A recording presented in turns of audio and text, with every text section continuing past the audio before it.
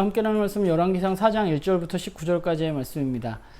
솔로몬의 지혜와 또 그 지혜로 인한 판결이 솔로몬을 왕으로서의 입지를 더욱더 견고히 했다는 것을 우리가 3장 마지막 부분에서 볼 수 있는데요. 그로 인해서 온 이스라엘은 하나님으로부터 온 솔로몬의 지혜를 두려워했고 또 그 솔로몬을 왕으로 인정했습니다. 계속해서 이 솔로몬이 왕이 되는 이야기에서 반복되어지고 있는 단어 중에 하나가 온 이스라엘이라는 단어입니다. 그러니까 온 이스라엘이 솔로몬을 두려워했고 온 이스라엘의 왕이 되었다고 이야기하고 있습니다. 이것은 아마 다윗과 솔로몬에게 하셨던 하나님의 약속이 이제 성취되어지고 있음을 보여주는 것이라는 생각을 하게 돼요. 온 이스라엘이 하나가 되어서 하나의 나라로 세워져 가고 있는 것이죠. 그런 의미에서 오늘 본문은 이스라엘이라는 나라가 이제 왕정체제를 갖추어서 각 관료를 임명하는 이야기가 기록되어져 있습니다. 사실 이 관료들의 임명을 우리가 살펴보자면 특징 중에 하나가, 그러니까 다윗이 관료를 임명했을 때를 살펴보면 군대 장관이 가장 먼저 소개되어지고 있는데 솔로몬은 가장 먼저 제사장이 거론되어지고 있다는 것입니다. 이것은 다윗 시대가 어떤 전쟁과 정복의 시대였다면 이제 솔로몬의 시대는 평화와 안정의 시대임을 우리에게 말해주고 있고, 또한 성전의 제사가 이 이스라엘이라는 나라의 중심이 되어진다는 사실을 이야기하고 있음을 보게 됩니다. 더불어서 관료들을 살펴보면 다윗 시대에 이미 중용되어졌던 사람들 또는 그들의 자녀들이 관료로 자리 잡은 것을 우리는 보게 됩니다. 거기에 대해서 새로운 직책과 또 새로운 사람들도 임명되어지는 것을 보아서 이 솔로몬의 관료 임명이 신구의 조화가 이루어진 것이라고 볼 수 있습니다.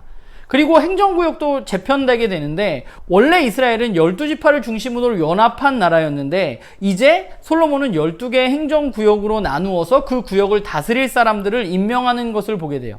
또 더불어서 왕궁의 규모도 확대되어졌던 것 같아요.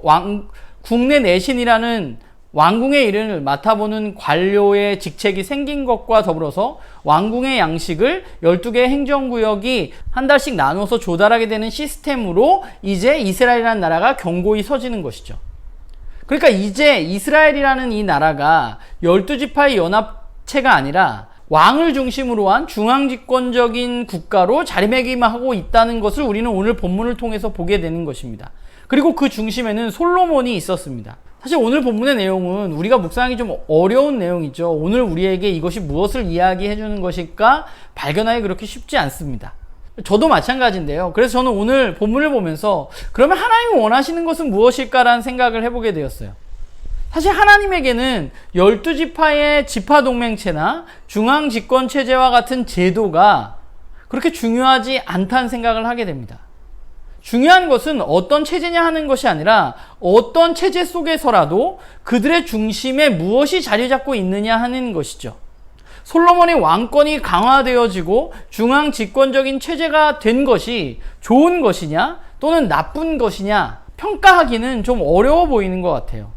오히려 이제 중요한 것은 이런 중앙 집권 체제에서 과연 왕이 하나님을 진짜 왕으로 섬기고 하나님의 말씀에 따라서 다스릴 것인가 하는 것이 진짜 중요한 것입니다. 이제 이스라엘 나라가 견고하게 세워졌고 이제 중요한 것은 제도가 아니라 그들의 중심이 어디에 있느냐 하는 것이겠죠. 그렇기 때문에 오늘 부분은 긍정적인 부분도 있고 부정적인 부분도 함께 내포되어져 있지만, 그러나 중요한 것은 어찌되었건 그들의 중심을 이제 그들이 어디에 두고 살아가느냐, 우리가 앞으로의 이스라엘 역사 속에서 살펴볼 필요가 있는 것입니다.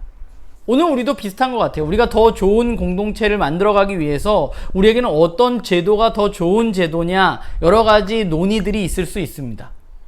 무엇이 하나님의 백성의 공동체로 살아가는데 더 적합한 체제인가? 라는 질문을 우리는 하게 됩니다.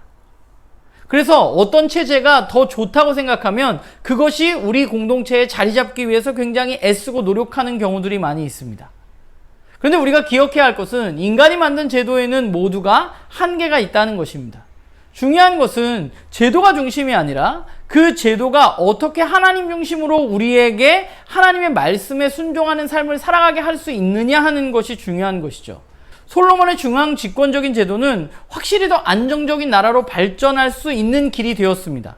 그러나 하나님의 백성에게 있어서 중요한 것은 중앙 집권 체제로 안정적인 나라로 나아가는 것이 아니라 어떻게 하면 하나님 중심의 나라로 나아갈 것인가 하는 것이죠. 우리의 삶도 우리의 교회도 마찬가지인 것 같아요. 우리는 무엇을 해야 하는가에 더 집중할 때가 많은 것 같아요. 그러나 중요한 것은 무엇을 하느냐가 아니라 그 일을 통해서 우리는 정말 하나님 중심의 삶을 살아가고 있는가, 그것이 우리를 하나님께로 더 잘 이끌어가고 있는가에 대해서 우리는 끊임없이 평가하고 바라보아야만 한다는 것이죠. 저와 여러분에게 있어서 그렇기 때문에 가장 중요한 것은 오늘 우리들의 삶 가운데 정말 하나님이 정말 중심이 되고 있느냐, 하나님이 중심으로 내 삶이 바뀌어져 가고 있느냐 하는 것이 우리들에게 가장 중요한 것임을 기억하고, 우리가 하나님을 우리의 삶의 중심에 두고 한 걸음 한 걸음 걸어 나가는 우리 모두가 되기를 간절히 소망합니다.